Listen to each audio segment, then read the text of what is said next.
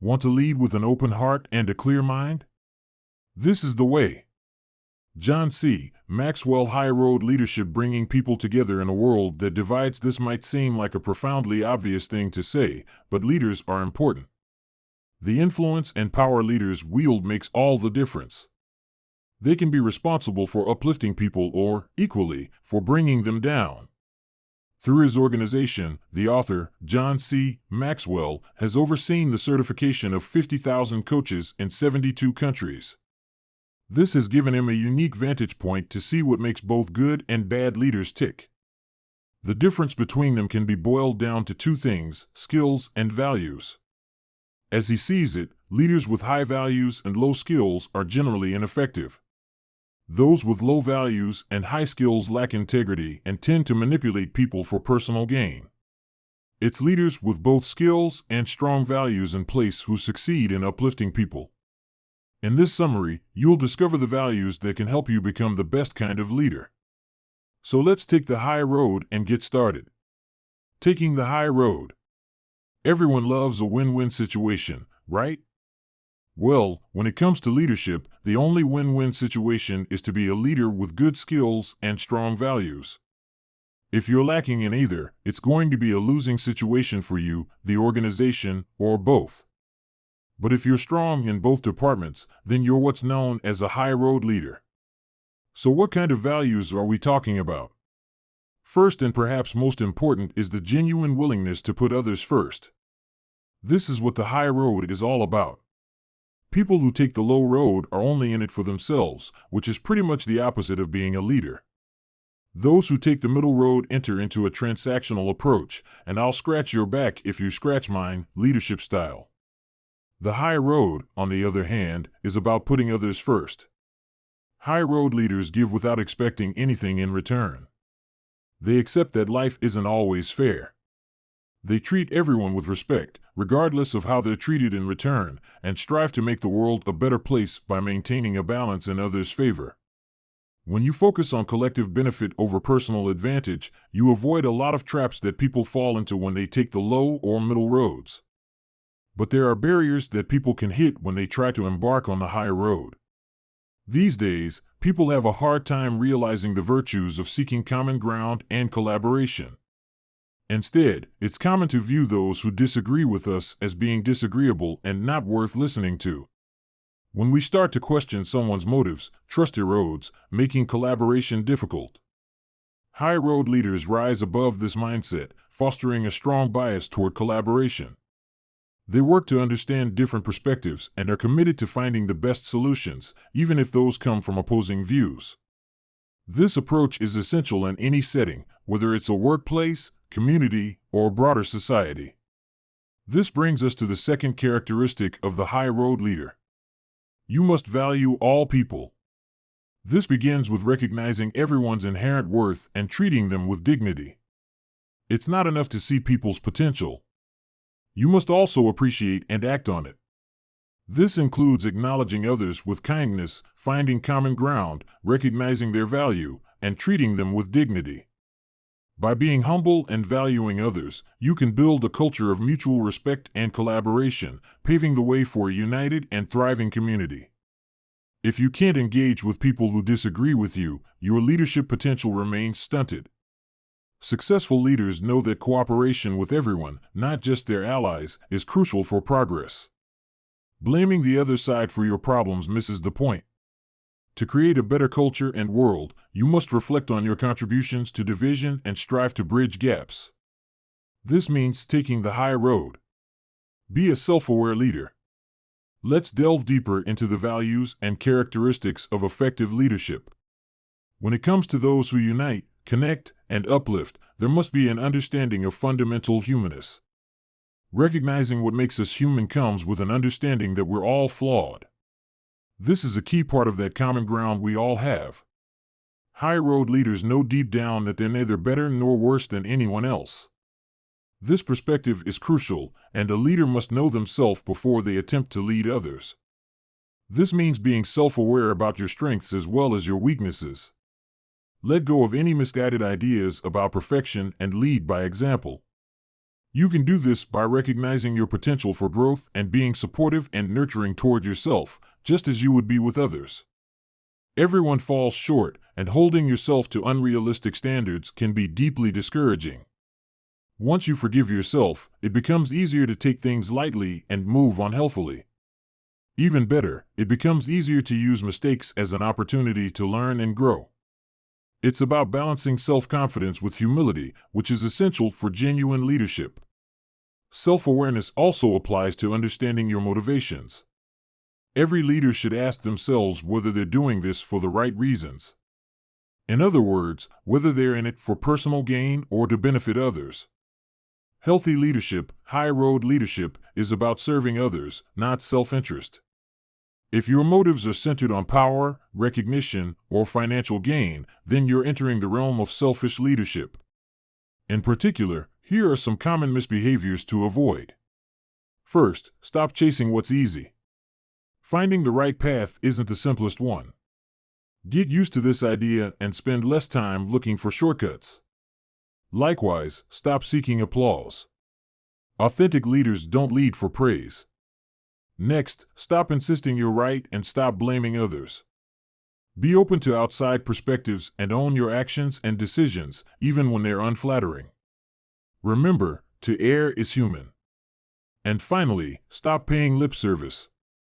You can tell people you're a high-road leader, but you have to back those words up with action if it's going to be true. Doing the right things for the right reasons can be challenging. It may cost you time, effort, and even some personal gain. But the rewards for staying on the high road are profound. Personal growth, inner strength, true wealth, and genuine credibility. Plus, when you see the positive impact you have on others, which is what leadership is all about, you'll realize it's worth every bit of the effort. A capacity for generosity. There's a popular image of the domineering leader, marking orders and commanding respect through a mix of fear and intimidation. But this kind of leadership won't get you very far in the real world.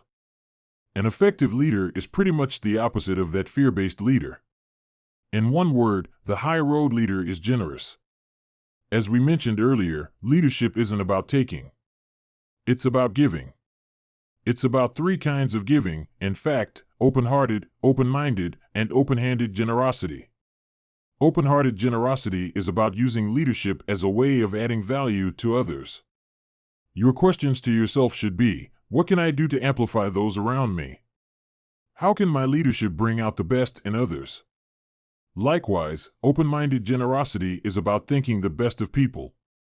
You give people the benefit of the doubt. You see their potential, and you don't hold back in letting them know.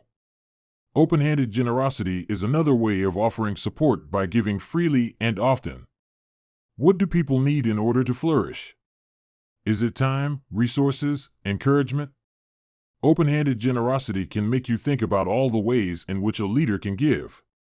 Sometimes, an opportunity may be the best thing you can give someone, a chance for someone to step up, take the reins on a project, and really show off their potential. Or maybe it's a connection. You can give someone a life-changing gift by sharing the contact information of a mentor or by welcoming someone into a network of like-minded professionals. The point is that there are more ways to give than just time, money, and expertise. Generosity can go hand in hand with another essential value, an abundant emotional capacity. Emotional capacity is about how well you respond to challenging situations, whether it's adversity, failure, criticism, or stress. Strong leaders have a strong emotional capacity, which means they're resilient. They can manage their emotions and reactions effectively, which in turn allows them to lead others well. There's no switch to flip in order to build your emotional capacity. But consider these tips. First, refuse to see yourself as a victim. When you start the good habit of taking responsibility for your actions rather than blaming others or seeking scapegoats, you'll be on your way to being a positive and proactive leader. Then, remember to keep short accounts. This means staying away from grudges and long-brewing resentments. Get in the habit of resolving any conflicts promptly so that you're not burdened by emotional baggage. Third, understand the difference between problems and facts of life. Any problems can be the result of things that are out of your control. Focus on what you can control, including how you react. And lastly, it's also important to note the difference between being a selfless leader and being a leader who doesn't take care of themselves. Don't undervalue self-care. You can't lead if you don't take care of yourself first. Authenticity and accountability. Authenticity and accountability. If there's another popular image associated with leadership, it's of the confident, charismatic personality that draws people in and motivates them to do their best. But more often than not, what's really going on in this scenario is authenticity, which is another characteristic of the high road leader. A leader's success is dependent upon the success of the people they're leading. This is a relationship that requires mutual trust, and trust requires authenticity. Your team needs to know that you're coming from an honest place. For that genuine connection to happen, and for everyone to be able to step into their full power and purpose, you need to be willing to be vulnerable, humble, and willing to admit their faults. Embracing authenticity can be framed in a few different ways. For instance, you can let go of thinking in the binary terms of success and failure. The more honest place to live is in between those labels. If you walk around thinking you're a success, it'll lead to being in denial and trying to cover up your mistakes when times get challenging. Likewise, if you think of yourself as a failure, you'll wallow in defeatism instead of rising to the occasion. Both labels are a trap. Stay grounded by avoiding them and living in between. Along the same lines, consider character over reputation. What really defines you and the thing you can control completely is your character, not your reputation.